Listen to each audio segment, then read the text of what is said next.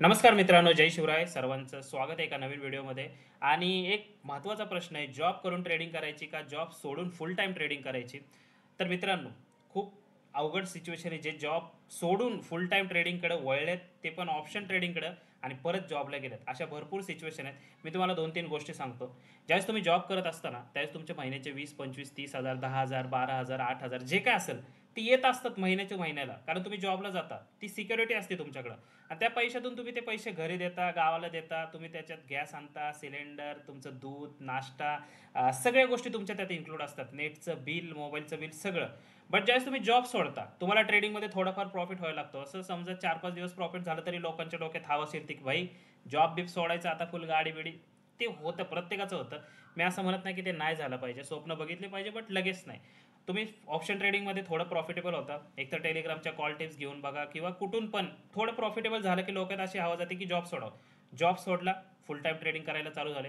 पहिला महिना प्रॉफिट, दुसरा महिना प्रॉफिट, तिसऱ्या महिन्यात लॉस होता. आता ॲज अ ट्रेडर 4 वर्ष ट्रेडिंग करतोय. मला माहिती आहे कंटिन्यू प्रत्येक महिन्यात प्रॉफिट नाही होत. एखादा महिना असा येतो की जिथं तुम्हाला लॉस सहन करावा लागतो. आता तो जर लॉस झाला, तर डोक्यात असं होतं की अरे यार लॉस झाला. आता हे जे खर्च होते आपले 10, 15, 20,000चे महिन्याचे, ते कसे भागवणार? फॉर एक्झाम्पल तुम्हाला नेटचं रिचार्ज मारायचं किंवा तुम्हाला एका ठिकाणी फी भरायची किंवा तुम्हाला सिलेंडर आणायचे. हे खर्च तुम्ही आधी कसे भागत होता? ज्यावेळेस तुमचा पगार यायचा 15-20,000. आता जॉब सोडलाय फुल एकदम ॲटिट्यूडमध्ये. आता ट्रेडिंगचे पण पैसे नाही. इथं ब्रोकरेज गेलं. पण आता अशा सिच्युएशनमध्ये ज्यावेळेस तुम्ही जॉब सोडून ट्रेडिंग करताना प्रॉब्लेम होतो. कर्जबाजारी होऊ शकतात आणि परत जॉबला जावं लागतं. ठीक आहे. याच्यापेक्षा एक चांगली गोष्ट मी तुम्हाला सांगतो. जॉब करून तुम्ही इन्व्हेस्टमेंट किंवा स्विंग ट्रेडिंग करू शकता. फॉर एक्झाम्पल स्विंग ट्रेडिंग कसं असतं? एखादा स्टॉक घेतला, तो एकदम फास्ट मूव्ह नाही, काय नाही, स्टॉक हळू-हळू मूव्हमेंट करतात. स्विंग ट्रेडिंग त्यासाठीच नाव आहे त्याचं.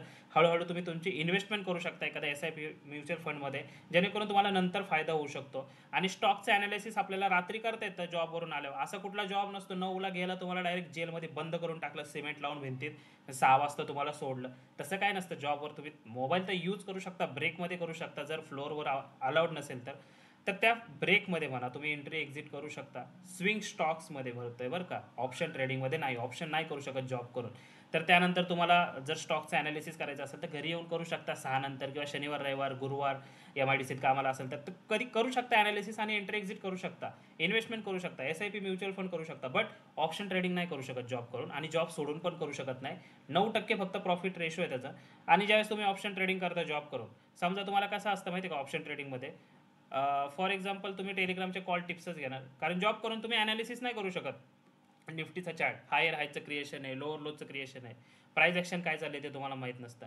तर अशा सिच्युएशनमध्ये आपण 2-3 पर्याय असतात.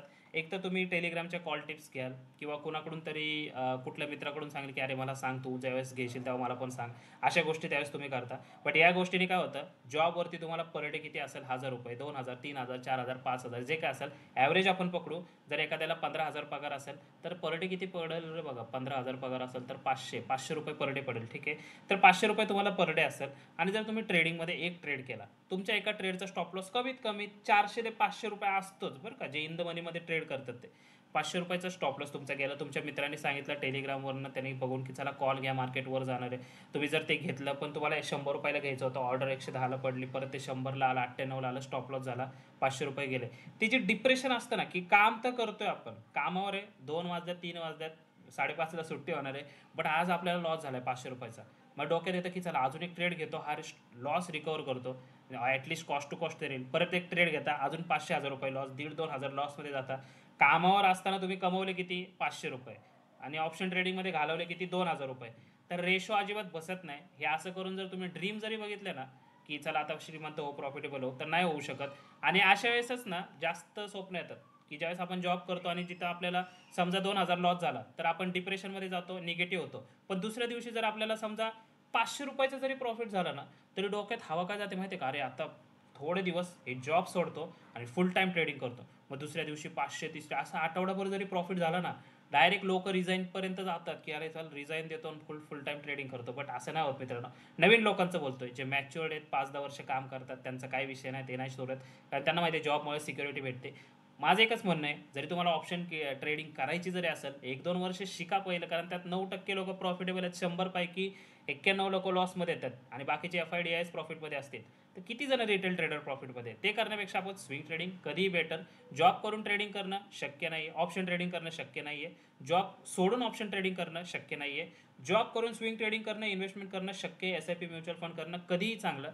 त्यामुळे जर तुमचा असा डिसिजन असेल की जर तुम्ही जॉब करताय आणि तुम्हाला असं वाटतं की ट्रेडिंगमध्ये आपल्याला प्रॉफिट व्हायला लागलाय, कंटिन्यू राहू द्या, मॅनेज करा. मॅनेज करणं सोपं आहे, असं काही विषय नाही आहे की जर तुम्ही मॅनेज करू शकत नाही, 9ला जॉबला जात आहे, 6ला येत आहे, करू शकतो मॅनेज, माणूस काहीही करू शकतो. कारण तुम्हाला जर चॅटिंग करायला वेळ असेल जॉबमध्ये, तर तुम्ही स्विंग स्टॉकमध्ये एंट्री एक्झिट करायला तर 100% वेळ म्हणजे भेटतोच तिथे. एवढा काय म्हणजे तुम्हाला कोंबून डोंबून नाही ठेवत, कुठेतरी डांबून नाही ठेवत, सॉरी, की बाहेरच निघायचं मोबाईलच वापरायचा नाही. ब्रेकमध्ये तुम्ही मोबाईल यूज करू शकता, डबा खायची वेळ असेल तेव्हा यूज करू शकता, आणि तुम्ही ते ट्रेडिंग कंटिन्यू करू शकता जॉब करून. पण जॉब सोडायची गरज नाही आहे. तुम्ही बाहेर कंडिशन बघा, भेटतोय का जॉब, तुम्हाला माहिती आहे, तुम्हाला समजेल काय विषय असतो. आणि जॉब जर तुम्हाला सोडायचा असेल ना, तर तुम्हाला काहीतरी बॅकअप इन्कम पाहिजे. फॉर एक्झाम्पल तुम्ही जॉब सोडलाय, ट्रेडिंग तर आहे एक, ट्रेडिंगमधून जनरेट करू, नाही झालं तर मग काय, तुमच्याकडे काहीतरी तुमचं यूट्यूब चॅनल मॉनिटायझेशन झाला, की यूट्यूबवरून पैसे कमवत असावं, इंस्टाग्रामवरून असावं, किंवा दुसरं काहीतरी बॅकअप बिझनेस वगैरे पाहिजे जिथून तुम्हाला कंटिन्यू पैसे भेटतील. अशी सिच्युएशन असेल तर ठीक आहे, जॉब सोडू शकतो, विचार करू शकता सोडायचा. सोडू शकत नाही, आज सोडू शकता असं नाही म्हणत मी, विचार करू शकता. बट बॅकअप तर काहीच नाही.